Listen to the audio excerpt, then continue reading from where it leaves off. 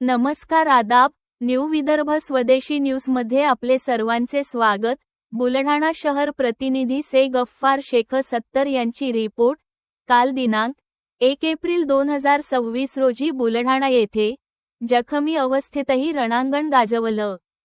बुलढाण्याचा वीर संतोष मोरे शौर्य पदकचा मानकरी सिंदखेड राजाच्या सुपुत्राने ऑपरेशन सिंदूर मध्ये दाखवले अद्वितीय शौर्य.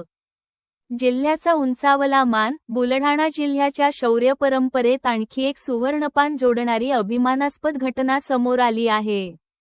सिंदखेड राजा तालुक्यातील सवड येथील धाडसी सुपुत्र भारतीय सैन्यातील हवालदार संतोष मोरे यांनी ऑपरेशन सिंदूर दरम्यान दाखवलेल्या अतुलनीय धैर्यामुळे देशभरात आपली छाप उमटवली आहे. त्यांच्या या पराक्रमाबद्दल त्यांना प्रतिष्ठेचे शौर्य पदक प्रदान करण्यात आले आहे.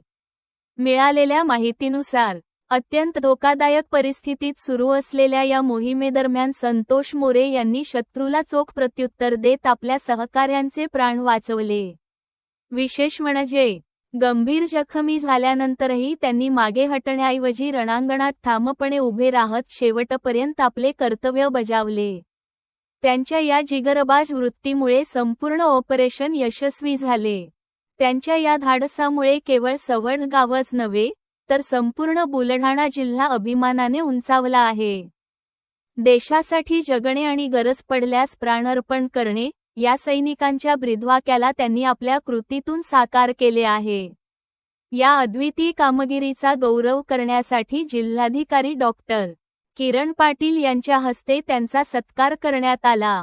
यावेळी उपस्थित मान्यवरांनी त्यांच्या शौर्याचे कौतुक करत अशा वीरांमुळेच देश सुरक्षित आहे अशा भावना व्यक्त केल्या.